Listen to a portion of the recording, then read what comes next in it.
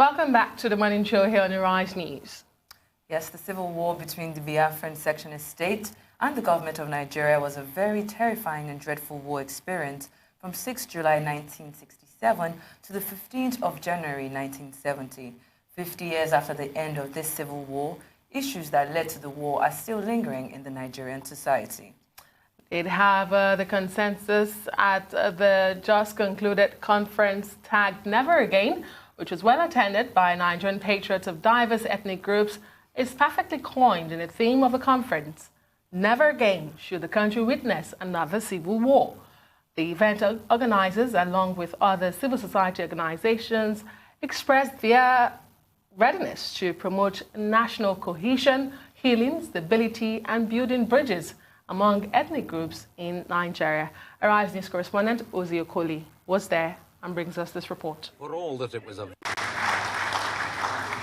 Men and women of repute in Nigeria gathered at the Muson Center in Lagos for the Never Again conference.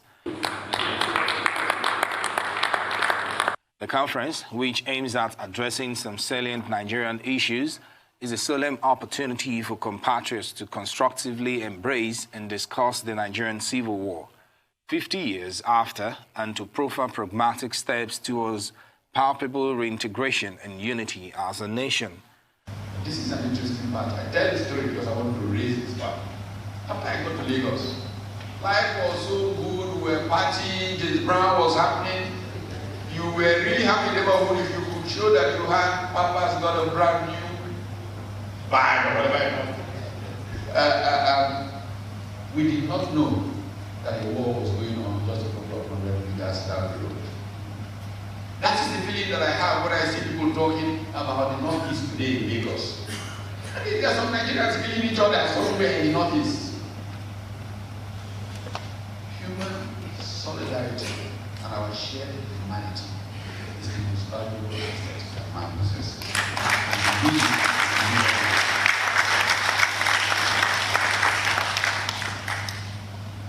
And so that Civil War experience leads me to ask myself repeatedly, why did we not do enough to learn from it? And I end up in government. And from my office in Jordan Barracks, most of us don't remember, but President Shagari was a chain smoker, but he never smoked in public. And he respected the office of the president so much that he never smoked inside that office either. So to smoke, President Shagari would come out to smoke. And I would come out, and Abadapo and I will corner him and start chatting him up. And I saw a true nationalist in that man. That history and the newspapers probably will not capture enough. Had the Shagari mindset resulted in an Agina-Ude presidency in 1987, the ghost of Biafra would have been very happy. But that was aborted in 1983. In turns, panelists mounted the podium to address conference attendees who listened with apt attention, applauding where necessary. So here we were in Tanzania, a crucial player in the Nigerian, note, I do not say Biafran, but Nigerian tragedy. Regardless as a progressive nation, regarded and taken part as a progressive nation, with a track record of support for liberation causes, both within the continent and outside, such as the Palestinian struggle, for instance, for nationhood. Serving, as she did, as a frontline buffer against apartheid South Africa, and thus incurring punitive attacks from that racist enclave, Tanzania nonetheless chose to go against the tide of opinion within the then Organization of African Unity. She recognized the secessionist state at a time when such a position was not only unfashionable, but was even regarded by many as an act of race treachery, a rupture of the not for discourse, not for consideration, political absolute named African unity. I have no family house. My poor mother went back to claim the property she was beaten into a coma by people whom she had helped all her life and sent to school because she's an Igbo woman, and now Port Harcourt belonged to another group of people. They forgot the sacrifices that the Igbos made. It's still going on. No apology has ever been made about that. The road that is now referred to Harold Wilson Drive used to be DK Owenu Road because of the sacrifice that people like the Owenus, the Ikokus, you know them, the sacrifices they made in building up Port Harcourt. Let me tell you about Ndibo. Ndibo are resilient. Let me tell you about Ndibo. Ndibo are people with integrity, with conscience, with a feeling of humanity that they can reach out wherever they are and contribute something to that society and not care that they're not even from there. That's who we are. Do not categorize us as people who are uncles. We don't know, we don't have unity amongst ourselves. You're kidding yourself. We will not succumb. We will not bow. We are children of God. We are here for a purpose. God has put us on this good earth for that purpose. You cannot drive us to the sea. You cannot tell us to shut up and take the pain that you are inflicting on us, abuse us on top of it. Listen, if you don't want us, then let us go. There you have it. That event took place yesterday, covered by our producer, Ozi Okolibo. Joining us now to discuss further on this, Biafra 50 years after, is Agina-Ude, a journalist, publisher, and women's rights activist. Thank you so much for joining us. Thank you. Let me begin by asking you where you were during the Civil War and what's your own recollection of the war? I was in the east then, the area called Biafra. Okay. Or Biafra, in short. I had just finished higher school in 1966, December 1966. And then around March or so, my father got me a teaching job in one of the schools in the current Imo State, where I could be teaching prior to going to the university in October. So that's where I was when the war started. So, your vivid recollection of this breaking out, and I'm asking this as just as the antecedents of the questions, we're talking about, that why don't we have a harmonized story? There are many stories. Some will say, because Aburi never worked out, Some will say, because there was no sincerity when we went to Aburi, when Yakubuko won, went to Aburi. And in fact, I tried living the history. I went to Aburi myself, where these conversations were held. And sometimes I weep that if that had worked out, Nigeria would not be where it is today. Yeah, I think so too. As a young person then, we were all excited over Aburi because, take it or leave it, the majority of the young people who fought the war, of which I'm one, we had no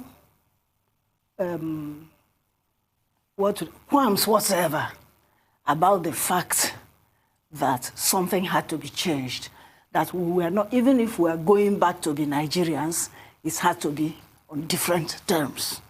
And when Aburi came, we saw Aburi as some kind of terms by which Biafra could go back to Nigeria. Hence, on Aburi we stand. Exactly. The fact that the agreements at Aburi were discarded was very discouraging to everybody. We felt very bad about it. And also, Biafrans generally, it pains me when everything is put on Ojukwu's head, even though the buck stops at the leader's desk. However, trying to make the Civil War look like Ojukwu mesmerized the Holy Boris to go into a war. Hypnotized. That was hypnotized. A lot of people argue that was the case when you read the Ahira Declaration. The Ahira Declaration wasn't actually the beginning of the war. What we understood Ahira Declaration to be then was Ojukwu setting the stage for what Biafra was going to be. If we win this war, or if Nigeria allows us to be, this is what Biafra is going to be. Something like a socialist state. But that was secessionist. Not really socialist as such, but a combination of a social democratic state, something to that effect. That was what Ahera Declaration was. Ahera Declaration was different from the declaration of Biafra. By the time Ahera was declared, the war was already going on. It was a presentation for the whole world to know what Biafra was going to be, if it came to be. The declaration of secession, the declaration of Biafra, happened in May 1967. And that was before the... Let me just come in here. Let me just come here quickly before we go on a quick break. Yeah, a lot of people are going to tell you, Ma, that there are many stories to this. That's why you can't get all the angles. Professor Wole Soyinka was there at that meeting yesterday. If you read his book, his memoir, You Must Set for the Dawn. He said there was a meeting by Obafemi Awolowo with Odumegwu Ojukwu, and he talked to Ojukwu and he said, even if you are going to succeed, don't forget to inform me. And Ojukwu never informed him. And that's why Awolowo said he felt betrayed as a result of this. So there are many angles to this. I'd like to know your reactions to even all of these angles. What I say about those angles is that in the face of God, in this universe, there's only one truth about the war. But there are now different perspectives. What is your truth about the Biafra war? I won't say, I can't say that I know everything. Yes. But what happened was that there was a coup in Nigeria. And from all indications, from books written by even the people who took part in this coup, it was not an Igbo coup. Giving it the picture, painting of an Igbo coup is just pure mischief, or giving a dog a bad name in order to hang it. So let us not forget that the real cause of the war was that coup and the reaction to the coup. Madam, the coup, the leader, as we know, was one Kaduna Chukwumanzogu from the current Delta State. I'm sorry to interrupt you, but we'll take a quick break now. Come back and talk to someone, because I'm sure Sheita also wants to dive in here. Join us again after this break.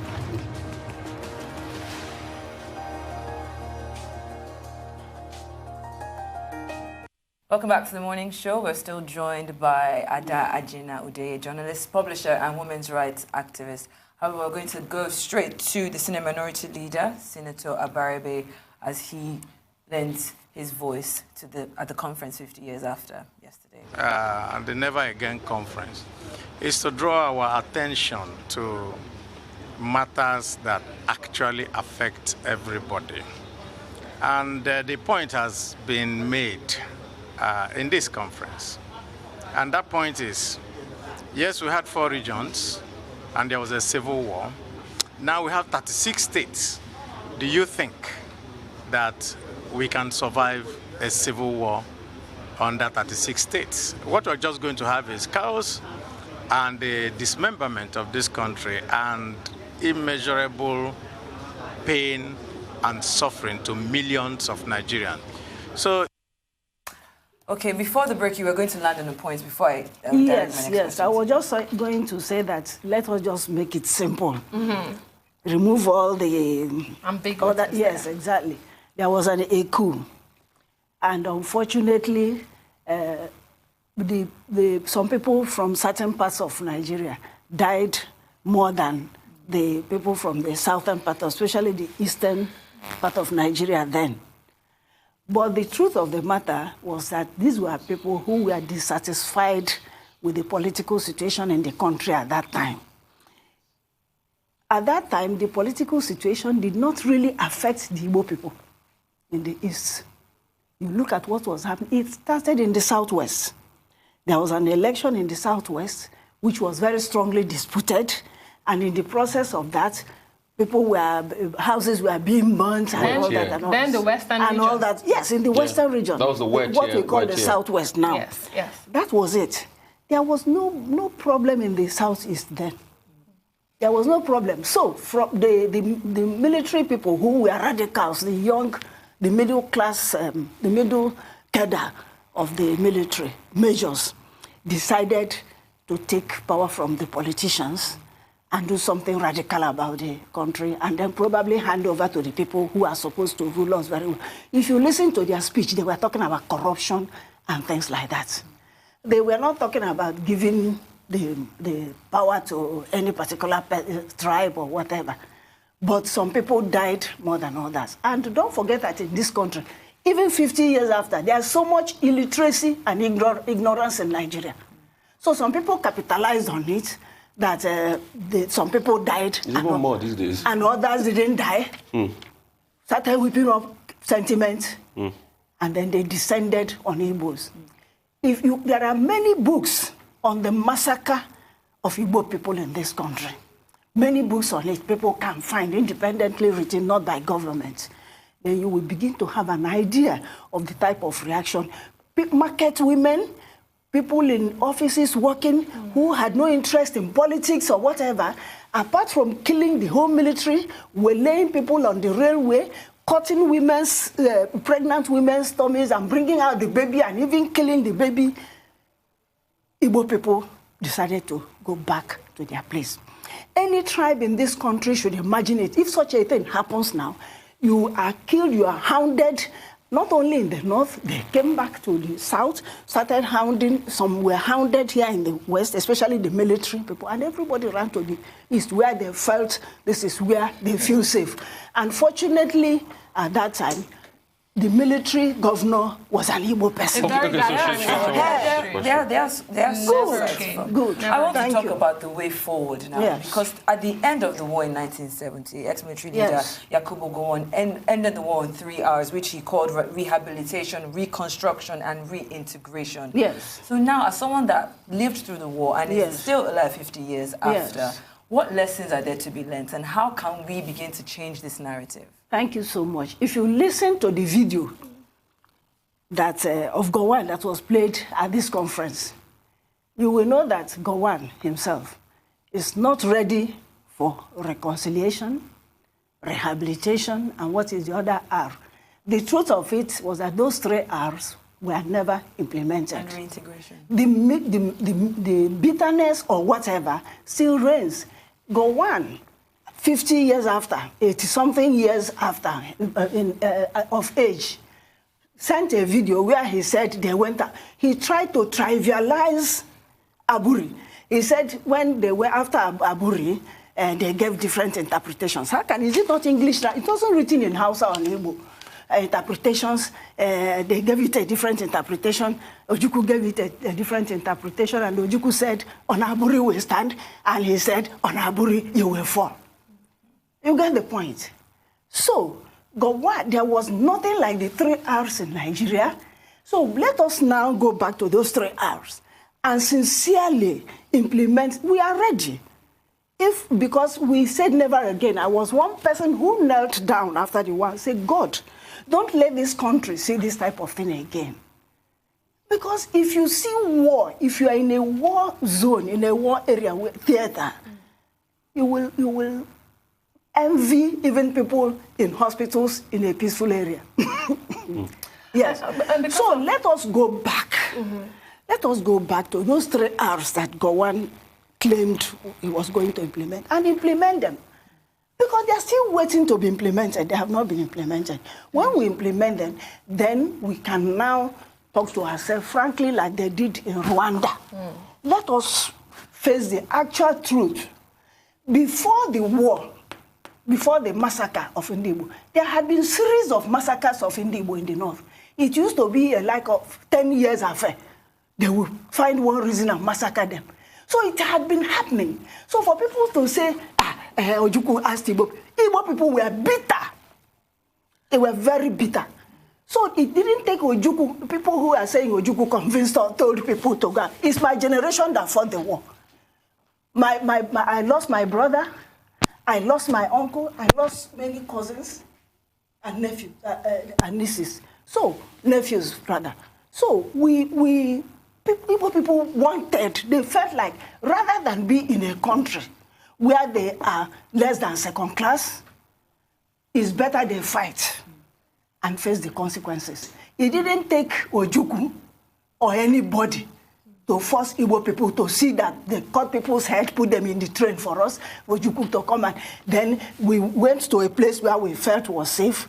Rather than being truly remorseful about what they did to us, they were looking for oil. They now created states, removed the 50 years our brethren after. From the southern part of. So Ojukwu also responded, which he was mandated. Agina-Ude, I see how passionate you are about yes, it. he was mandated by the consultative assembly that he set up at that time to declare Biafra. Indeed.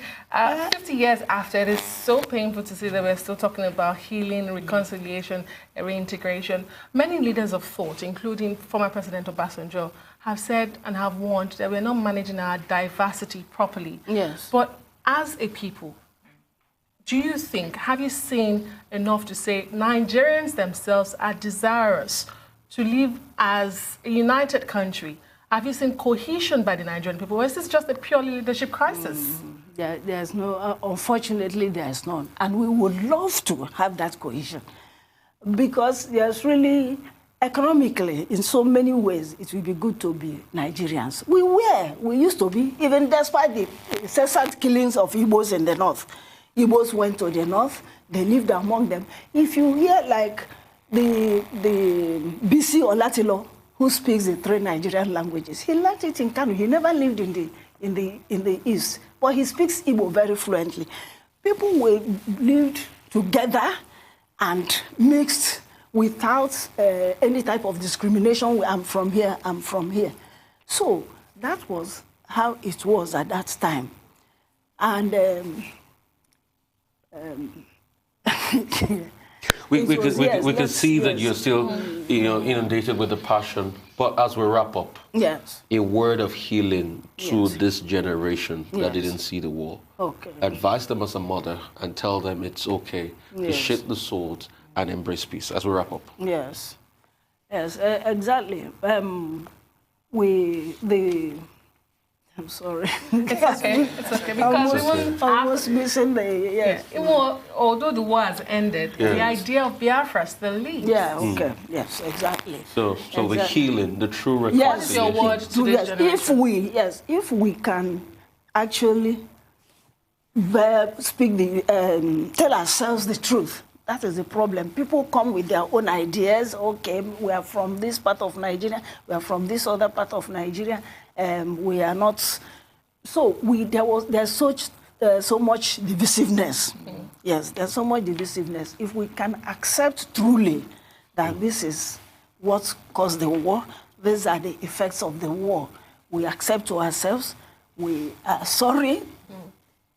I think we can truly begin to heal. Because a house divided against itself cannot stand. Yes. Thank you so much, Madam Agina-Ude, for coming on the show today.